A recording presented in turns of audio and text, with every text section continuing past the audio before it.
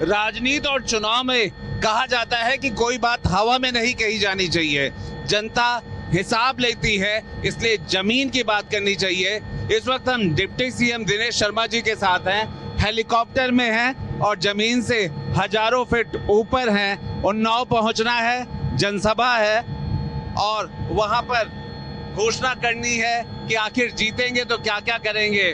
Unnao Bharatiya Janata party के लिए 2017 में बड़ा शुभ था और पूछते हैं कि इस बार कैसा रहेगा डिप्टी सीएम साहब। देखिए, उन्नाव में जो काम हुए हैं वो हमारे सरकार के द्वारा, चाहे वो विद्यालयों का निर्माण कर रहा हो, चाहे अस्पतालों का उच्चीकरण कर रहा हो, सड़कों के निर्माण कर रहा हो, बिजली की उपलब्धता के बारे में रहा हो, लोगों को अन्न राशन देने के बारे में रहा हो, या विभिन्न प्रकार के अन्य प्रकल्पों को तैयार करने की जो विकास की काम है, उन्होंने उन्नाव को प्राथमिकता के आधार पर लिया।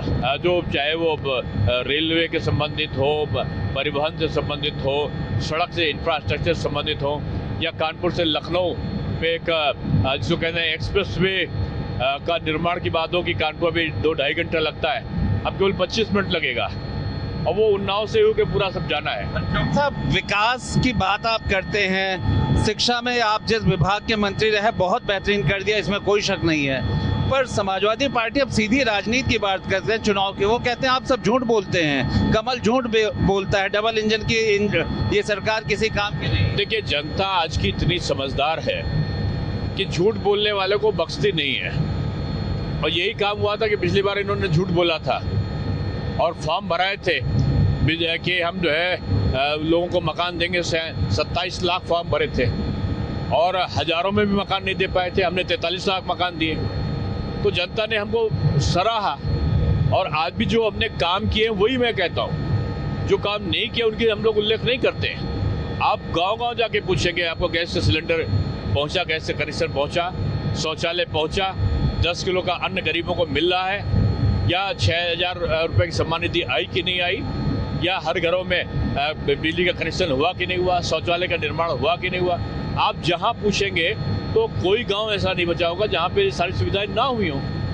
ये पहले नहीं होता आया है, इसलिए मैं कह रहा हूं कि आज की परिस्थितियां बदली हैं। जो कुछ दलों के परंपरागत मतदाता कभी हुआ करते थे, वो भी आज भारतीय जनता पार्टी की तरफ मुड़े हैं। और आप जाकर देख रहे थे, बहन जी के जो मतदाता थे आज वो बीजेपी के मतदाता बन चुके हैं, कांग्रेस के जो मतदाता थे वो बीजेपी के मतदाता बन चुके हैं। और आप इस चुनाव के बाद देखिएगा, जो समाजवादी पार्टी के बच्चे कुचे जो मतदाता होंगे वो भाजपा के ही मतदाता बन के काम करेंगे। बिल्कुल, ये 10 मार्च को भी हम लोग देखेंगे। लेकिन डॉक्टर साहब, एक बात बताइए, समाजवादी पार्टी कहती है एक्सप्रेस वे उसने बनवाया, मेट्रो उसने बनवाया, उधर और भी पार्टियां कहती हैं इन्होंने छोटे छोटे दलों का गठबंधन बना लिया, कोई जाति, क्योंकि बैकवर्ड पॉलिटिक्स अगर हम कहें तो यूपी इलेक्शन का इस बार सबसे बड़ा मास्टर कार्ड है। देखिए, पहली बात तो पिछली सरकार में आधा एक्सप्रेस वे बना था, केवल आधा एक्सप्रेस, वो जो लखनऊ आगरा एक्सप्रेस वे था, आधा हमारी सरकार ने आके बनाया।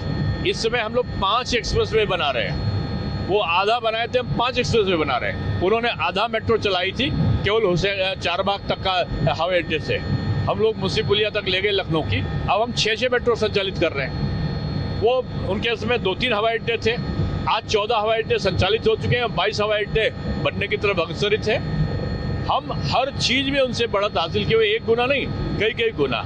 और रहा कि वो जाति का इक्वेशन बैठाने की बात कर रहे हैं, वो हर बार गठबंधन करते हैं। गठबंधन कौन करता है? जिसका अपने पर विश्वास इनको नहीं रहा, वो हर बार साथी बदलते रहे, हर बार गठबंधन बदलते रहे, और अब वो हर बार नया गठबंधन करते हो, हर बार नए तरीके से हारते हैं। तो अनुप्रिया और कहा जाए निशांत हमारे साथ प्रारंभिक दौर से वो हमारे स्वाभाविक साथी के रूप में काम कर रहे हैं।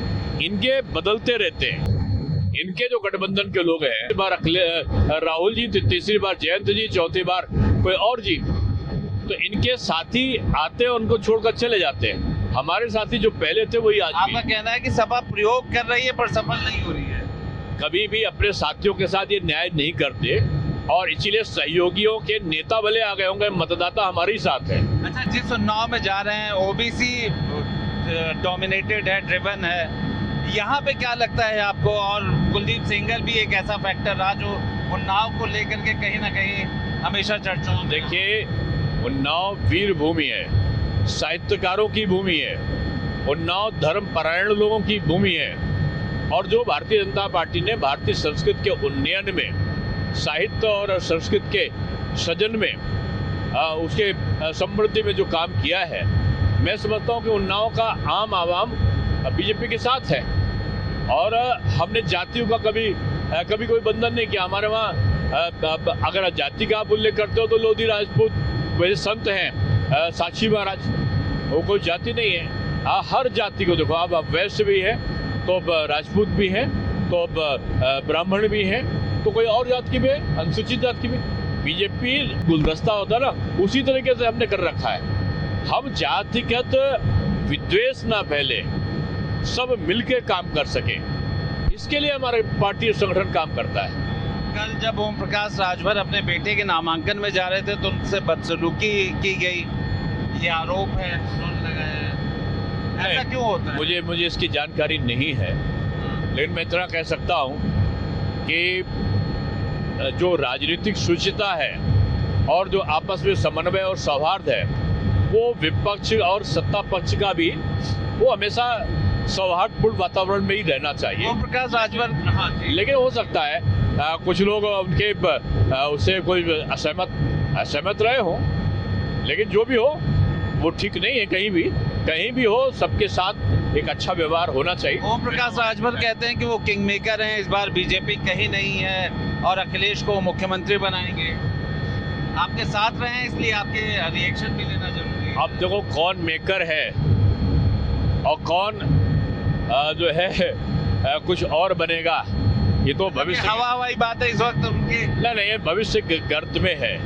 लेकिन इतना है, किंग मेकर हमारी जनता है, और जनता ही बनाती है और जनता ही बिगाड़ती है, और जनता बार बार विचारों को बदलने वालों को पसंद नहीं करती है।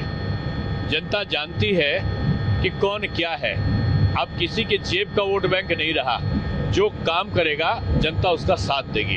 अच्छा, इस भाषा पे क्या कहेंगे? जिन्ना, जालीदार, दंगा, दंगल, एक तरफ कांवड़ यात्रा, दूसरी तरफ हज, इस तरह की जो भाषा है, क्या कहेंगे?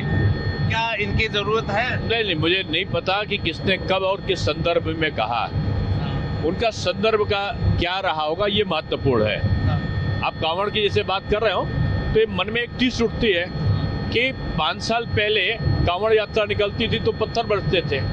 आज इन 5 सालों में सरकार के हेलीकॉप्टर से फूल बरसते हैं। तो निश्चित रूप में परिवर्तन है, और अगर कोई इस संदर्भ में बात कर रहा है तो मैं समझता हूँ कि अनुचित नहीं है। लेकिन अगर किसी पर्टिकुलर कोई संदर्भ आता है तो उसका विश्लेषण हो सकता है।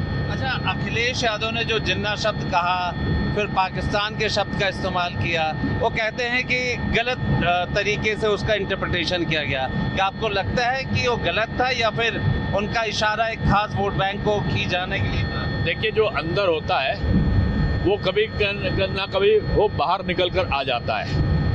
और इतना मैं कहूँगा, कोई भी राजनीतिक दल हो, उसको जो भारत के हित में नहीं है, जैसे पाकिस्तान ने कई बार धोखा किया है हमारे, अगर आप पाकिस्तान को बार बार भाई कहेंगे तो निश्चित रूप से जनता पसंद नहीं करेगी। ओवैसी को लेकर के बात कर लेते हैं। वो कहते हैं मुसलमानों को यहाँ पे सिर्फ एक मोहरा बनाया गया, उनके नाम पे राजनीति हुई, अपनी राजनीति चमकाई गई, उनके लिए कुछ कहा नहीं, और ऊपर से विपक्ष कहता है कि वो बीजेपी की बी टीम है। देखिए, वास्तव में बी टीम तो है ओवैसी जी, लेकिन वो सपा और बसपा और कांग्रेस की बी टीम है। अच्छा। जो कांग्रेस और सपा और बसपा पहले बोलती थी अल्पसंख्यकों को उद्वेलित करने के लिए, बहुसंख्यकों के बारे में खराब शब्दों का प्रयोग होता था, वो आज वो सीधे ना करके वो ओवैसी जी के माध्यम से करा रहे हैं। और मुसलमानों के संदर्भ में जो वो कह रहे हैं, वो हम पहले से बोलते हैं कि आज़ादी के बाद से कांग्रेस ने, सपा ने, बसपा ने और दलों ने, विपक्ष के दलों ने, जनसंघ और भारतीय जनता पार्टी को छोड़कर सबने मुसलमान के वोट की राजनीति करी। लेकिन आज क्या कारण है कि आज भी मुसलमान का बच्चा जो है दरदोजी का काम करता दिखाई पड़ता है, साइकिल का पंचर बनाते दिखाई पड़ता है, बेरोजगारी का शिकार बनते दिखाई पड़ता है, गरीबी की हालत में जीता हुआ दिखाई पड़ता है। क्यों? क्योंकि इन्होंने उसको वोट बैंक माना। उन्होंने कभी भी इनके जीवन में सुधार करने का कोशिश नहीं किया। जीवन में सुधार किया अटल बिहारी वाजपेयी जी ने, इनको भेजा कि आप जाके सऊदी अरब में जाने का या अरब देशों में जाने का लाइसेंस, आपको पासपोर्ट दिया। बीजेपी सरकार ने किया कि आज क्लस्टर बनाए, चाहे दर्दोजी के काम करने का हो, चाहे चिकन का काम करने वाले लोगों को हो, या जो मदरसा की शिक्षा है उसको मॉडर्नाइज करने का काम आज किया है बीजेपी ने। आज जो भी हम सरकारी सहायता दे रहे हैं वो बराबर से मुसलमान जो हमारे बंधु हैं उनको बराबर से सारी सरकारी योजनाओं का लाभ बल्कि ज़्यादा मिल रहा है। आप साथ भी दे रहे हैं, आप लाभ भी दे रहे हैं, तब एक जमीन बिल्कुल नजदीक आ गई है चुनाव सभा का। हम देख रहे हैं भीड़ वगैरह भी नजर आ रही है। देख जमीनी बात हो जाए और ऐसे ही कि मुद्दा जमीन पे क्या रहेगा, विकास। बीजेपी का मुद्दा विकास है। 2014, 17, 19 में भी विकास रहा और आज भी विकास है, भविष्य में भी हमारा मुद्दा विकास है। हेलीकॉप्टर में बैठे हैं तो जमीन पे हम लोग लैंड कर गए हैं, बल्कि लैंड हो चुके हैं। आप देखिए कि अब हम लोगों के बीच पहुंच गए हैं, तो अब फिर आगे का सफर करेंगे। लेकिन हमने डिप्टी सीएम साहब से एकदम खरी खोटी राजनीति की बात की है, जो मुद्दे अब तक चल रहे हैं 2 चरण पूरा हो जाने के बाद, कि आखिर मुद्दे हवाई हैं या जमीनी हैं। वीडियो जर्नलिस्ट सूफी खान के साथ आलोक पांडे, न्यूज़ स्टेट, उन्नाव।